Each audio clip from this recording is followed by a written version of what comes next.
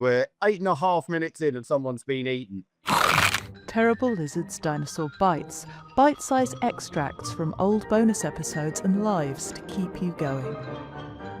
We review Planet of the Dinosaurs from 1977. This is just a short extract from the entire commentary we made, which you can look up on our Patreon. I can see a Planet of the Dinosaurs coming up, Yep. and a broken-wristed of the Minosaurs. Yeah, it is. So I should say, so I've seen this thing once, maybe 7 or 8 years ago. I mean, this is a fairly famous B movie. I first encountered this on the really famous Christopher Reeve narrated or hosted PBS Dinosaur series from the early 80s in the US, which was shown in the UK. And I remember at the start of the first episode, there's a little montage of dinosaurs are really big in films, and it shows you like some Harryhausen stuff and some like, you know, classic atrocious Troy McClure type stuff.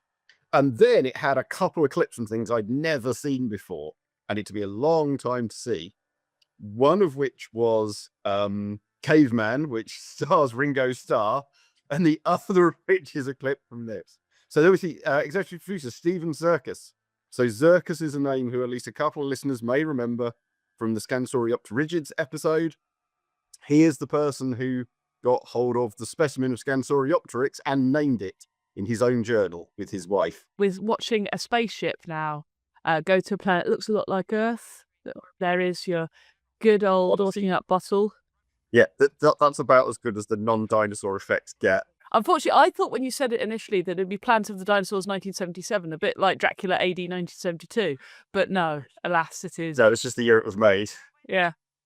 70s people in space. But it is quite a good gender mix. I mean, racially, that's pretty pale, but you know. So I did look this up on IMDb and discovered that it had won exactly one award, which is frankly one more than I thought it was going to, which is a Saturn Award, so one of the sci-fi ones, for best movie of under $1 million budget.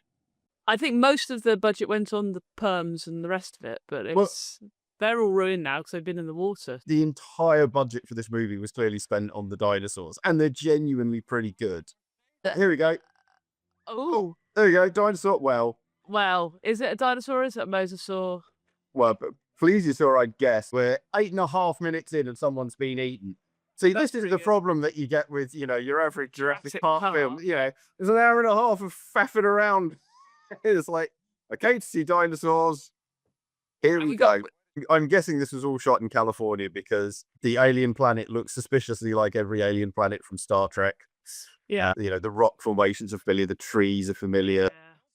If you've read a lot of Calvin and Hobbes, it's those big Nevada, that sort of deserty thing that you get those big stacks of rock you see everywhere. But this popped up on Twitter the other day. I was having a conversation with someone, I can't remember who, but there's a Tom Scott video about this because basically Hollywood union rules. There's a 30-mile radius from Hollywood where if you shoot within that radius, it counts as like you're close enough to home that you basically don't get your expenses paid for travel and hotels and anything else. And there's, the famous cave that you see in every single thing ever is right like within half a mile of that boundary. So of course they always have to film at that cave and that same stack of rocks. But it's also things like the animal noises that you hear. So I think there's a particular species of frog that you only ever hear in Hollywood, and it's only found in California, pretty much. Really? But it's like a standard frog noise that they always play. I also want to add that I've never seen Ray Mears in the sort of flares that this woman was wearing. Yeah. I want to see that episode, because I think you can actually catch things with those flares. So right now they're wading up a river, despite the fact that a minute ago one of their party was killed in the water. But and where else are they going to walk? There's no pathways. You have to remember. Oh, out there. Oh dear. Told you it was a bad idea. I think that's the flares. I think the flares got her. I think she was eaten by her own flare. Oh, yeah, the flares. Dropped a laser in the water. That's no Good that our nice modern weaponry with our interstellar space travel, but they can't deal with water. Can't get wet. No. Well, why would you? But this Yeah. is the thing. Basically, that's how humans would have moved. They would have moved along coastlines. They'd have moved along rivers. And of course, those are the first things to get washed away. So there's hardly any artifacts, partly for that reason. The thing is, you say there's no paths, but it's not like they've looked, and they started at the mouth. They started at the edge of a lake. I'd have walked around the edge of the lake because there clearly was a beach all the way around the edge of the lake.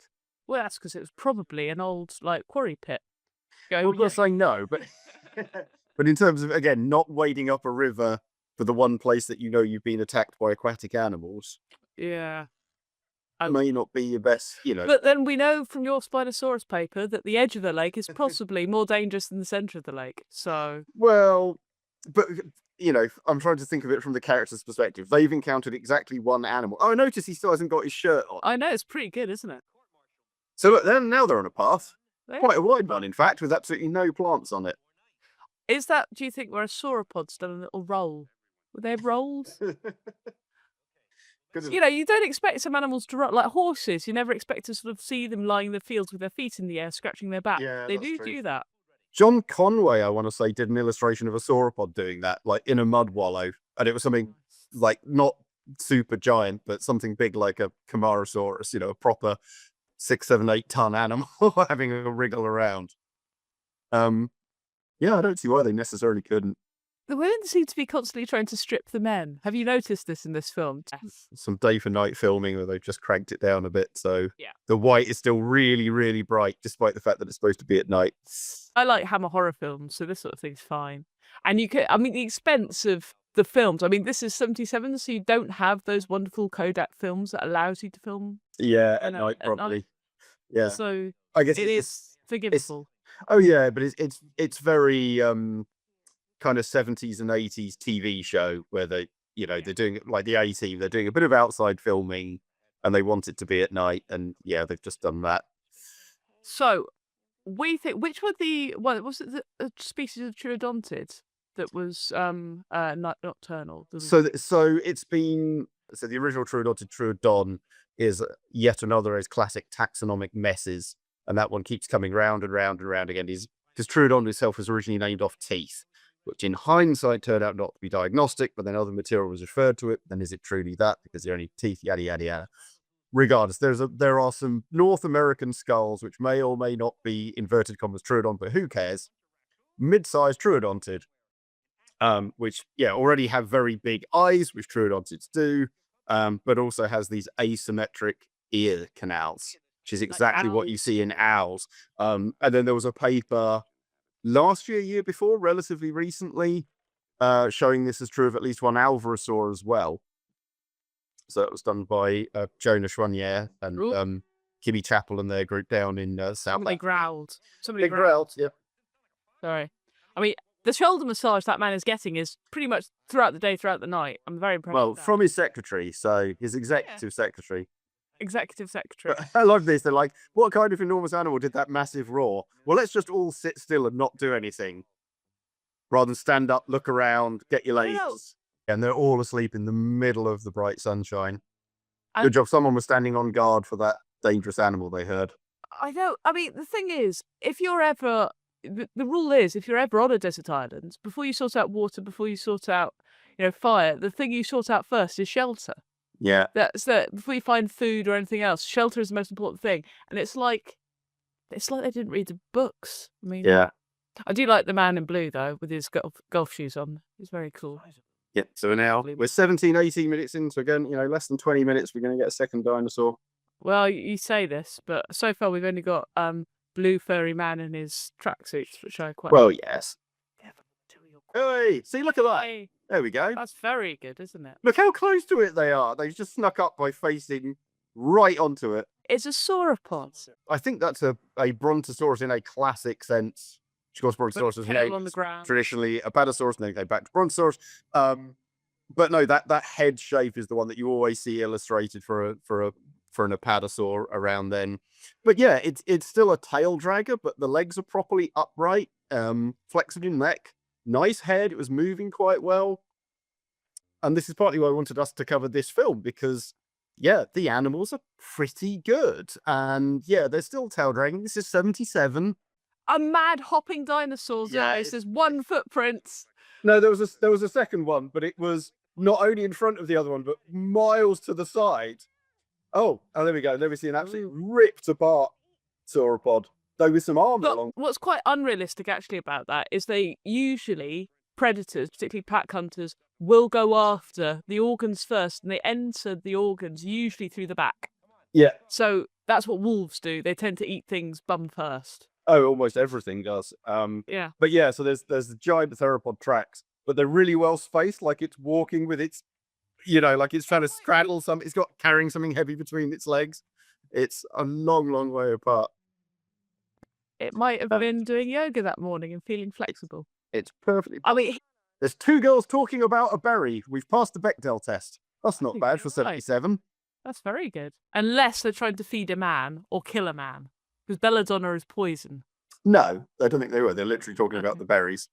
Excellent. Belladonna is what a lot of women used to die from, because if you take a little bit of belladonna, it makes your pupils really big and expansive, and that's very, very beautiful. So a lot of women were taking it. And then if you take too much belladonna, you actually die. Stegosaurus. So they're pretty good. I think it's the same model. It's the same model done 3 times.